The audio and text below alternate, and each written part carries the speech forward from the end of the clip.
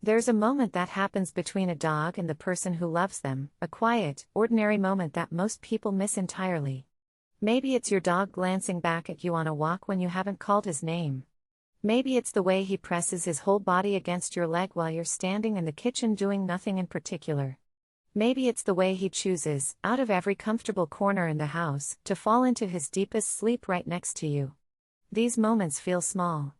But they are not small.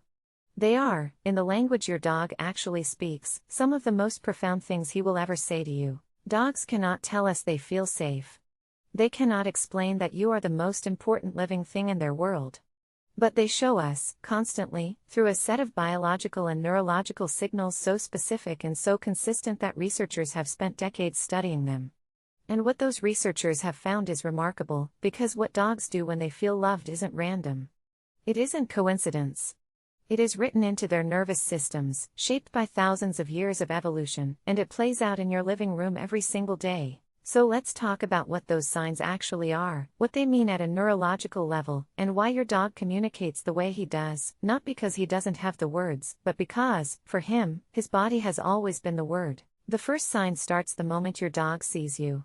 Watch him closely. When a dog who genuinely feels bonded to his owner comes toward that person, there is a very specific quality to how he moves. His body isn't stiff. His weight isn't forward and tense.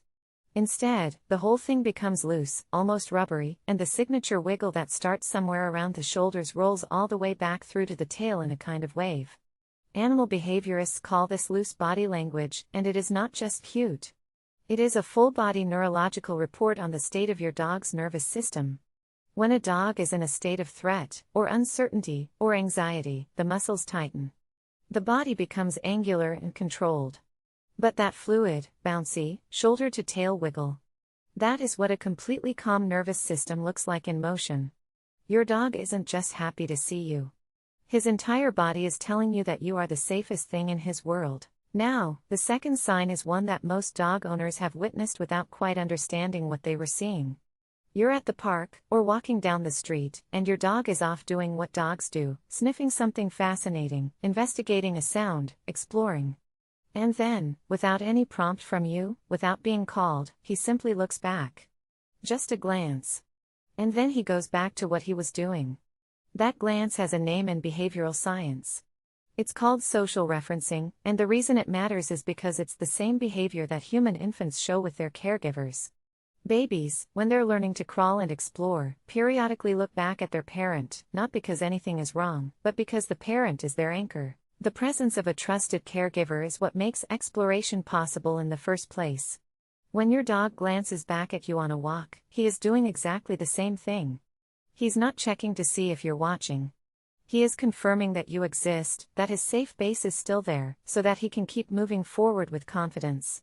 You are not just his companion in that moment.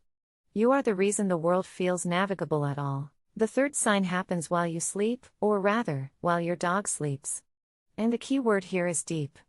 Not the light doze with one ear still tracking sounds. Not the half-alert rest with the head resting on folded paws. The real sign is the twitching, sprawling, REM cycle sleep that dogs fall into when their brains have decided, at the most fundamental biological level, that the environment is completely safe. In the wild, deep sleep is the most dangerous state an animal can enter. It is a state of total vulnerability. Every instinct animals carry is calibrated to prevent unnecessary deep sleep in exposed or uncertain environments.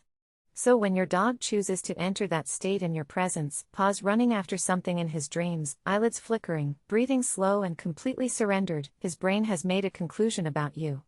It has classified you as a source of ultimate safety. The twitching you find adorable is, at a neurological level, a profound vote of trust. The fourth sign is one of the quieter ones, which is exactly what makes it so meaningful. Your dog walks up to you while you're sitting on the couch, or standing at the counter, and simply leans. He presses his weight against your leg and stays there. No reason. No need. He doesn't want a treat. He's not anxious. He has simply decided to close the physical gap between the two of you.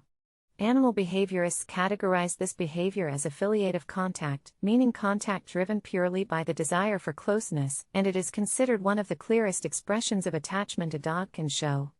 It requires no training, no prompting, and no reward. It is a dog choosing, entirely on his own terms, to be near you because being near you makes him calmer.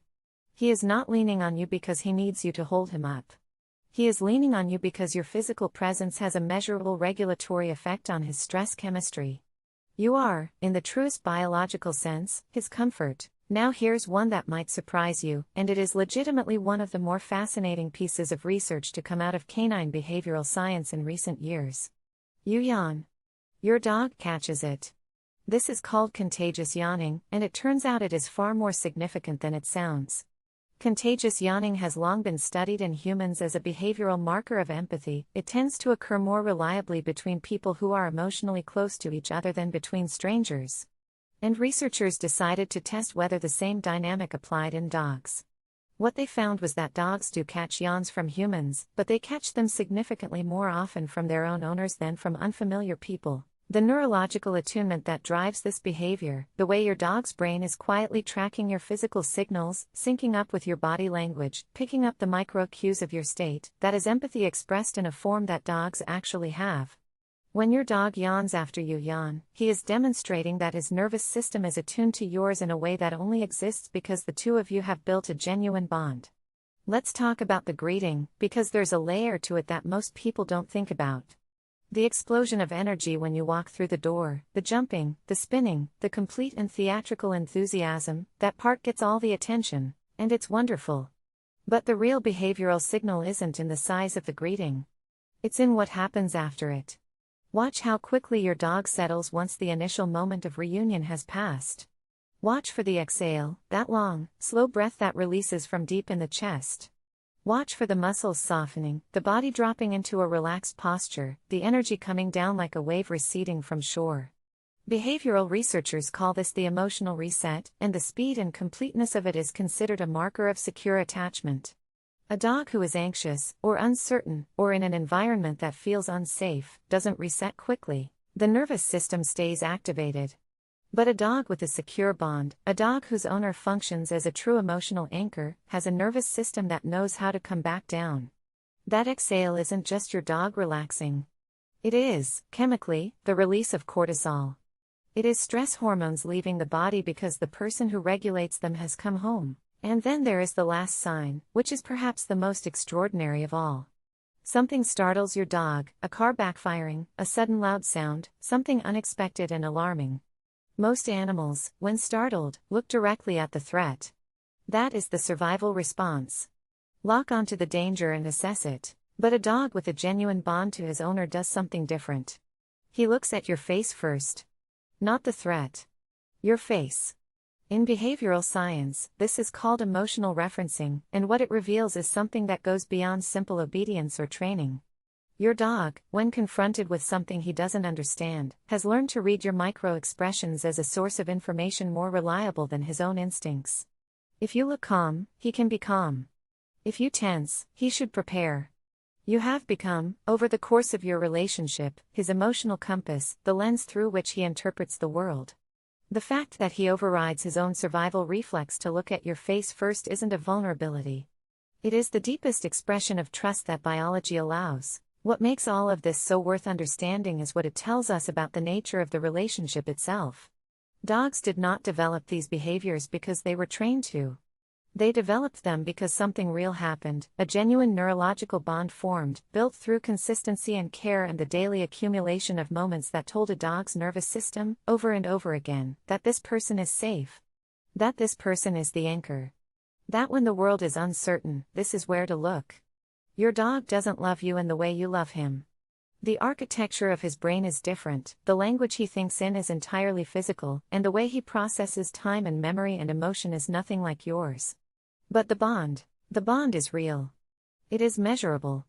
It shows up in his cortisol levels and his oxytocin release and the specific patterns of his behavior. It shows up in the way he moves when he sees you, and the way he sleeps when you're near, and the way he looks at your face when the world feels loud. It shows up in every single moment this video has described.